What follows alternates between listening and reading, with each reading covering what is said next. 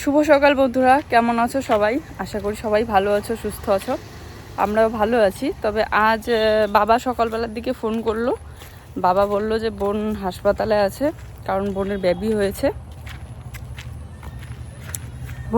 হয়েছে তো। আর আজকে আবার বাড়িতে অনুষ্ঠান, শ্রাদ্ধের অনুষ্ঠান জেঠু শ্বশুরের। তো এই যে দেখতেই পাচ্ছ প্যান্ডেল হয়েছে। আবার মানে এই কয়েকদিন ধরেই হাসপাতালে ছিল, কিন্তু আমি জানি না, কারণ বাবা বলেইনি। আর বাবা জানে যে আমাদের ওষুধ চলছে, তো এই জন্য আর বলেওনি। আর আজকে সকালবেলার দিকে বললো আবার কালকেই নাকি ছুটি দিয়ে দিবে, আর কাল সকালবেলার দিকে আবার জুয়ের পরীক্ষা আছে। তো এই জন্য ভাবছি যদি পারি তাহলে আজকেই একবার গিয়ে দেখা করে আসবো। আর কাল যেহেতু ছুটি দিয়ে দিবে, আর ওদের বাড়িটা, ওর শ্বশুর বাড়িটা হচ্ছে অনেকটা দূরে, তো এই জন্য হাসপাতাল থেকেই দেখে আসবো। তো ও আবার মানে জুয়ের বাবা আবার সকালবেলা উঠে কোথায় বা গিয়েছে, ও থাকলে বলতাম। এখন প্রায় সকাল 9টা বাজে, আমার কিচ্ছু কাজ করা হয়নি, মানে সকালবেলা ফোনটা শুধু শুনলাম। আর কি বেবি হয়েছে অবশ্যই তোমাদেরকে বলবো।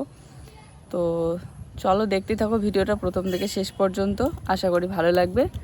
এখন বাড়িতে গিয়ে কাজকর্মগুলো করি। জুই তো সকালবেলা ঘুম থেকে উঠেই চলে এসেছে গিনিদের এখানে, গিনির সাথে খেলে। মুখটা ধুয়ে এদিকে আসলাম, চলো যাই তাড়াতাড়ি করে কাজগুলো করি। আর হাসপাতালে বোনের সাথে আছে মা, আর হচ্ছে বোনের শাশুড়ি মা। হ্যাঁ ওই শুনো এদিকে কি বলি। এই যে রূপালী বলে হাসপাতালে আছে, 6 দিন থেকে বলে হাসপাতালে। কালকে ছুটি দিয়ে দিবে সকালবেলার দিকে। মানে বাবাও বলে যায়নি, বাবা জানে যে আমাদের ওষুধ চলছে, ওই জন্য বোধহয় বলেনি নাকি। বাবাও বলে এখনো যায়নি, মা বলে আছে হাসপাতালে। বাবা বলে ব্যস্ত ছিল নাকি, ওই জন্য বলেনি। আর সিজারে বেবি হলে 6 দিনের মতো রাখে হাসপাতালে, কিন্তু যদি বেবির একটু সমস্যা থাকে বা মাঝে মধ্যে 7 দিনের মতো রাখে। আর আমার বোনের হচ্ছে সিজারে বেবি হয়েছে। তো চলো, জুয়ের বাবা ওখানেই আছে জেঠিমাদের বাড়িতে, আর মানে কাজ করছে। আর আমি এদিকে বাড়িতে চলে আসলাম। বাড়িতে এসেই মানে বাড়ির সামনে গিয়েছিলাম সকালবেলা, ওখান থেকে বাড়িতে এসে ভাবলাম আগে ঘরের যা যাবতীয় কাজ আছে, ঘর গোছানো থেকে শুরু করে বাসন মাজা ধোয়া, জুয়ের জন্য একটু সেদ্ধ ভাত করে আমরাও একটু করে খেয়ে নেব, তারপরে যাই। সরি, আজকেও ভিডিওটা দিতে অনেকটাই দেরি হয়ে গেল, কারণ আমি বাড়িতে ছিলাম না, একটু ব্যস্ত থাকার কারণে ভিডিওটা এডিট করতে পারিনি টাইম মতো। আর ওই তো যেগুলো কাজ থাকে প্রত্যেক দিনের সকালবেলার, সেগুলো করে নিচ্ছি। প্রত্যেক দিন একটু করে ধোয়াধুয়ি করতে করতে সব কিছু কমপ্লিট করলাম, ধোয়া মোছা। আর আজকে তো রান্না বান্না করার কোনো সেরকম কিছু ব্যাপার নেই, ওই সেদ্ধ ভাতটাই করবো। দুপুরবেলা যেহেতু ওখানেই খাওয়া দাওয়া হবে, তাই দুপুরবেলা রান্না করার কোনো ঝামেলা নেই। হ্যাঁ, ভাত রান্না করার সময় ভাতের মারটা যখন এই গ্যাসের ওভেনের মধ্যে পড়ে, স্টিলটা তখন একটু দাগ হয়ে যায়। আর বিশেষ করে ওই দুধ চা পড়লে পরে এগুলো একটু ভালো করে একদিন বের করে সাবান দিয়ে আর স্টিলের যে জুড়াগুলো থাকে সেই জুড়াগুলো দিয়ে ঘষলে পরে পরিষ্কার হবে। এমনিতে তো প্রত্যেক দিন ন্যাকড়া দিয়ে মোছা হয়, কিন্তু সেটাই আর আমার একদম মাথায় ছিল না।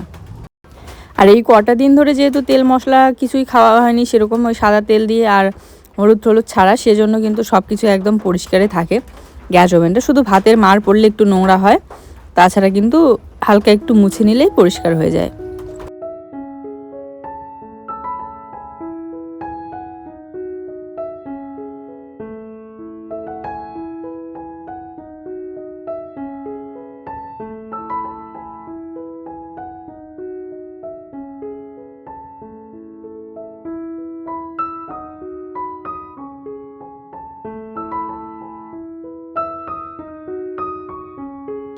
তারপরে এই যে বাসনপত্রগুলো কলের পাড়ে নিয়ে আসলাম, এখন একটু মাজা ধোয়া করবো।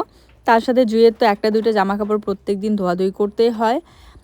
অনেকেই বলো যে কলের পাড়টার একটা ব্যবস্থা করো, মানে কলের জলের ঠিকঠাক মতো ব্যবস্থা করতে। তো কয়েকদিন ধরে ওকে বলেছি যে চলো একটা নতুন কল বসাই, তাহলে ওইদিকে যেহেতু আমরা কল বসাবো ভাবছি, ওখানটায় কলটা বসানো থাকলে পরে কতদিনে ঠিকঠাক মতো করতে পারি করব। কারণ একই তো আমাদের ঘর কমপ্লিট হইতে অনেক দেরি, তার উপরে কবে ল্যাট্রিন বাথরুম কলের পাড়ের কাজে হাত দেবো না দেবো সেটা অনেক পরের কথা।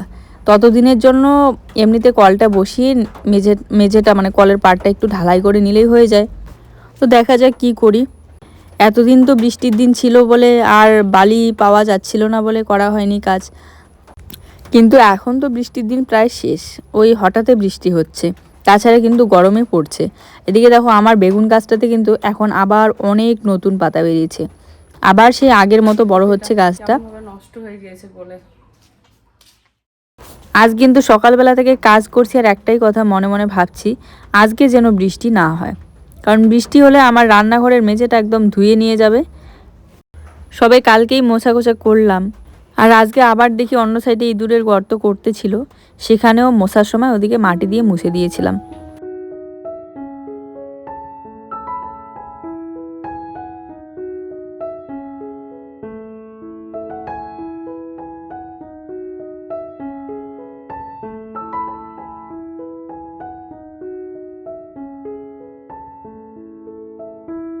ময়লাতে আর নোংরাতে দরজার পর্দাগুলো এমন হয়েছিল দেখতে, তিলা ধরে একদম মনে হচ্ছিল এগুলো যেন আর ব্যবহার করাই যাবে না, হয়তো বা খারাপ হয়ে গিয়েছে, এগুলো উঠবে না। কিন্তু ভালো করে সেদিন ঘষে ঘষে ধোয়ার পর, একে তো সার্ফ দিয়ে গুলিয়ে রেখেছিলাম, তারপরে সাবান দিয়ে ভালো করে ধোয়ার পর এখন কিন্তু এতটাই পরিষ্কার হয়েছে যে এখন মনে হয় না, এগুলোই আরও মনে হয় অনেক দিন পর্যন্ত চলবে। তোমরা অনেকেই কমেন্ট করে বলো যে চালটা আগের থেকে ভিজিয়ে রাখতে ভাত রান্নার সময়, তাহলে নাকি ভাতটা ঝিরঝিরে হয়। তো ওইভাবে আর হয়ই না, মানে হঠাৎ করে মনে হলো যে ভাত রান্না করবো এখন, তখনই বসিয়ে দিই। তো যাই হোক, আলুগুলোর খোসা ছাড়িয়ে নিচ্ছি ভাতের মধ্যে সেদ্ধ দেবো বলে। আর কম সময়ের মধ্যে আর কি সবজি বানাবো, আর যেহেতু দুপুরবেলা ওখানেই খাওয়া দাওয়া হবে, তাই সবজিও বানাবো না, কোনো রকম জুইকে 2-1 গ্লাস ভাত খাইয়ে দেবো আর আমরাও একটু করে খাবো। তো আলুগুলোর খোসা ছাড়িয়ে প্রেশার কুকারে ভাতের মধ্যেই দিয়ে দিই, আর প্রেশার কুকারে ভাত তো তাড়াতাড়ি রান্না হয়ে যায়। হ্যাঁ, এখন এই কয়েকটা দিন ধরে যেহেতু সেদ্ধ ভাত খাওয়া হচ্ছিল, এই জন্য কিন্তু মার ভাতটাই ভালো লাগছিল। এরপর থেকে আমি চেষ্টা করব প্রেশার কুকারে তোমাদের কথা মতো ওই মেপে একদম জল দিতে আর চাল দিতে, তাহলে ভাতটা অনেকটা ঝিরঝিরে হবে। এবারের আলুগুলো বেশ ভালো নিয়ে এসেছে, আর তার সাথে কিন্তু কচুও নিয়ে এসেছিল আজকে। তো থাক, কচুটা আর আজকে বানাবো না। এই 13 দিনের মধ্যে যদি সব থেকে বেশি আমরা কিছু জিনিস খেয়ে থাকি, সেটা হচ্ছিল কচু। কচুটা কিন্তু তোমরা দেখেছো প্রায় দিনই আমি প্রেশার কুকারে গলিয়ে ওভাবে রান্না করেছি, আর না হলে প্রায় দিনই সেদ্ধও দিয়েছি ভাতের মধ্যে। চালটা তো আমি মেপেই দেই, তবে জলটা মেপে দেওয়া হয় না, জলটা হাতের আঙ্গুল দিয়ে 2 দাগ পর্যন্ত দেই। আর আমার হাতের এই মোটা শাখাটাও যেমনই কিন্তু কম দাম নিয়েছিল, মেলা থেকে নিয়েছি, অমনি কিন্তু তাড়াতাড়ি খারাপ হয়ে যাচ্ছে, মানে কেমন যেন ময়লা টাইপের হয়ে গিয়েছে আর গর্তের মতো বেরিয়ে যাচ্ছে। থাকে না অনেক সময় জায়গায়, ওই ফাঁকা জায়গাগুলোতে মম গলিয়ে ঢুকিয়ে দেয় নাকি, ওই জন্য কিন্তু নতুন অবস্থায় দেখতে ভালো লাগে। পরে ব্যবহার করতে করতে আমরা যখন ঘষাঘষি করি বা ধুই, তখন কিন্তু মমটা গলে যায়, বা যখন রান্না করি তখন ওই শাখার ফাঁকা দাগগুলো বেরিয়ে যায়, গর্তগুলো। চলো, আলুটা ভালো করে ধুয়ে দিলাম, এবারে জল দিয়ে নিচ্ছি।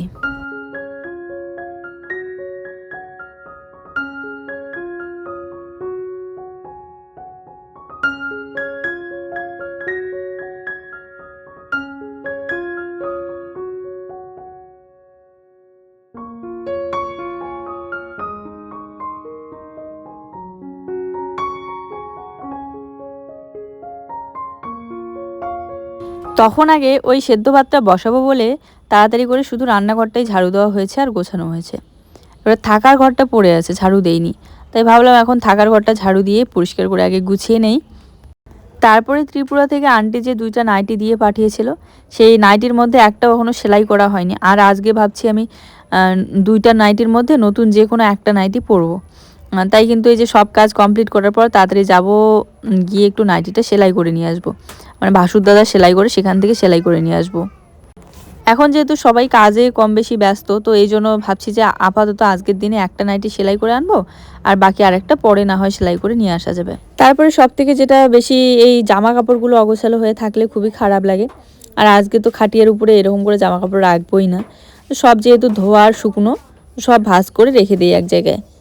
বাড়িতে অনুষ্ঠান থাকলে, আত্মীয় স্বজন, বাচ্চা কাচ্চা থাকলে বাচ্চারা আর পড়াশোনা করতেই চায় না। ওর যাই হোক পরীক্ষাগুলো শেষ হয়ে গেল, না হলে তো ওকে পড়ানোটাই মুশকিল। আর একটা আছে আর্ট, আর বাকি আর একটা পরীক্ষা আছে, ওটা অনেক দিন পরে হবে, মানে 29 তারিখ, আর 29 তারিখ হইতে তো অনেক দেরি আছে। আর আজকে হচ্ছে রবিবার, রবিবার তো এমনিতেই স্কুল বন্ধ থাকে।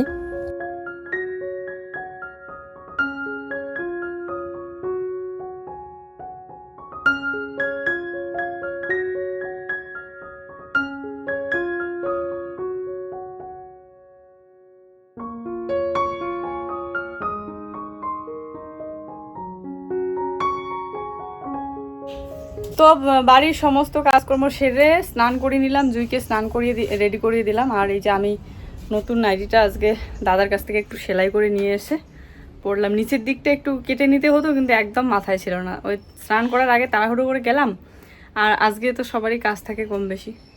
তো চলো এখন যাই জেঠিমাদের বাড়িতে। সকাল থেকে এমনিতে এদিক ওদিক গিয়েছি, কিন্তু এখনও ভিতরে যাওয়া হয়নি, কারণ বাড়ির কাজগুলো করতেছিলাম। জুইকে ভাত খাইয়ে দিলাম সিদ্ধ ভাত করে, ওর জন্য ভাত আছে, ও খাচ্ছে। একটু বেশি করেই বানিয়েছিলাম, তো মনে হয় ভাতগুলো বেঁচেই যাবে সব। আমি ওই 1-2 গ্লাস খেয়েছি। এটা কেমন, ভালো লাগে না? সুন্দর, হ্যাঁ খুব সুন্দর। ভাত খাচ্ছ? সেদ্ধ ভাত করেছি, এখন ওর আলু ভাজা ছাড়া হবে না। এই সেদ্ধ ভাত। তোমরা সবাই যখন বলো কমেন্ট করে যে সামনাসামনি এভাবে ভয়েস দিলে নাকি ভালো লাগে বেশি, তাই আমি চেষ্টা করব সবসময় কাজের ফাঁকে ফাঁকে এভাবে ক্যামেরার সামনে এসে কথা বলার। তো আমি ওটাই বলছিলাম যে পরে এসে জুয়ের রুটিনটা চেক করলাম, পরীক্ষার রুটিনটা দেখলাম যে সোমবারের দিন আর কি পরীক্ষা নেই। তো সোমবারের দিনে আমরা যেতে পারবো বোনের কাছে। তো আগে গিয়ে কিছু কাটাকাটি করে এসে তারপরে শাড়ি পরবো। এখন আর একবারে শাড়ি পরে যাচ্ছি না। শাড়িটা হচ্ছে আমার জায়ের শাড়ি, পমির মার শাড়ি পরেছি, কারণ আমার সুতি শাড়িগুলোর মধ্যে একটা শাড়ি মানে হালকা কালারের আছে, আর সেটাই সবসময় কীর্তনে পরি। আর বাকি শাড়িগুলো লাল রং, তারপরে ওই খয়েরি রং, কালো রং, এই জন্য ওগুলো পরলাম না। আর একটা তো একদম থাক, এটাই পরে নিলাম। দিদি বললো যে আমার এই শাড়িটা পর, তাই এটাই পরে নিলাম। তো এই যে শান্তি হয়ে এখন বাড়িতে আসলাম। এখন থেকে তো সিঁদুর পরা যাবে। আজ 13 দিন হয়ে গেল, আজকে সিঁদুর পরবো। 13 দিন ধরে সিঁদুর পরা হয়নি। আমাদের আয়নাটা তো ভাঙা, আর ভাঙা আয়নায় মুখ দেখতে হয় না, তো মোবাইলে দেখেই আমি সিঁদুরটা পরে নিচ্ছি। যাচ্ছ? হ্যাঁ যাও যাও, যাচ্ছি।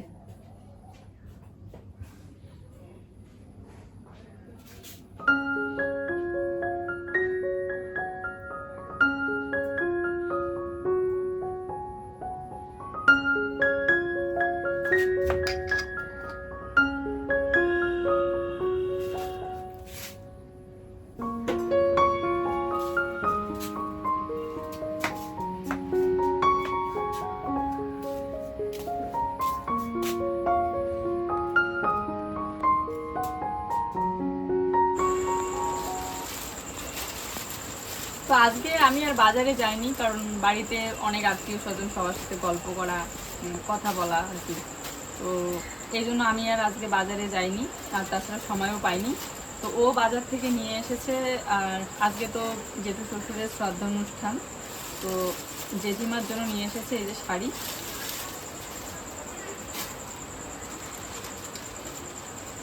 আর দাদার জন্য নিয়ে এসেছে এই যে একটা গেঞ্জি, গোল গলা গেঞ্জি,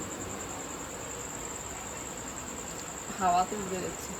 তো এটা হচ্ছে দাদার জন্য। গেঞ্জির কালারটা কিন্তু খুব সুন্দর, গেঞ্জিটা খুব সুন্দর, একদম সিম্পলের মধ্যে খুব সুন্দর, নেভি ব্লু কালার। আর জেঠিমার জন্য এই যে এই শাড়িটা নিয়ে এসেছে, হালকা কালারের শাড়ি একদম। শাড়িটাও সুন্দর আছে, হালকা কালারের আনছে। তো এই কালারের পড়বে এখন কালার। তো চলো এগুলো নিয়ে গিয়ে দিয়ে আসি। আর জুই ওই ঘরে দুইটা প্যাকেটে ঢুকবে আছে।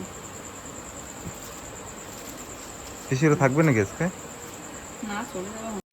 বাড়িতে যে কোনো অনুষ্ঠান হলে পরে আত্মীয় স্বজন আসলে দারুণ লাগে, মানে সবার সাথে গল্প করা, সময়টা কীভাবে যে কেটে যায় বোঝাই যায় না। কিন্তু যখন সবাই চলে যায়, ঘরগুলো একদম ফাঁকা হয়ে যায়, তখন কেমন যেন লাগে। এমনিতে সবাই কম বেশি আসলেও ওভাবে সবাই মিলে একসাথে দেখা হয় না। আর অনুষ্ঠানের দিন সবাই যখন আসে সবারই একসাথে দেখা হয়ে যায়, কথা হয়ে যায়, সবার সাথে গল্প হয়ে যায়। এই জিনিসগুলো দেখে না আমার ভীষণ ভালো লাগে, কারণ আমি ফিল করি আর মনে মনে ভাবি যদি আমিও আমার বাবার বাড়িতে যেতে পারতাম তাহলে হয়তো সবার সাথে এভাবে যে কোনো অনুষ্ঠানে না হয় কোনো না কোনো সময় সবার সাথে যখন দেখা হতো তখন আমারও এতটাই হয়তো ভালো লাগতো। জুয়ের নাগাল পাওয়া যাচ্ছে না, ও এই বাড়ি আসতেছে এই চলে যাচ্ছে, বাচ্চাদের সাথে খেলছে, ওকে ধরেও রাখা যাচ্ছে না। আর ভয়ও লাগে, কারণ এই যে বাইরে কোথা থেকে কোথায় যায়, তাই না? আর যেহেতু এখন অন্ধকার হয়েছে, তো এই জন্য ভালোই হয়েছে ও ওই ঘরে বসে আছে, মাহির সাথে খেলছে। চলো আমি এখন নিয়ে গিয়ে এগুলো দিয়ে আসি। আর জুয়ের বাবা এগুলো এনে দিয়ে আবার চলে গেল ওইদিকে।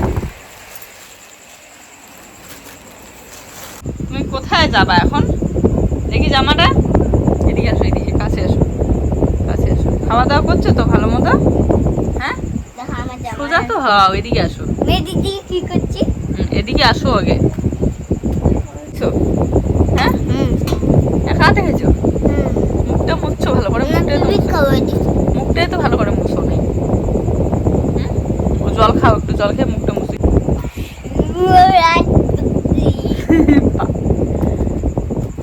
তো এই যে এখন জুয়ের ড্রেস চেঞ্জ করে দেবো, আর জুই ঘুমিয়ে পড়বে। বলছে এখানে ঘুমাবে না, যদি তুমি এখানে না ঘুমাও সকালবেলা উঠে দেখবা আমি আর তোমার বাবা কোথায় একটা গেছি চলে। কোথায়? কেন বলি? কোথায় যাবা?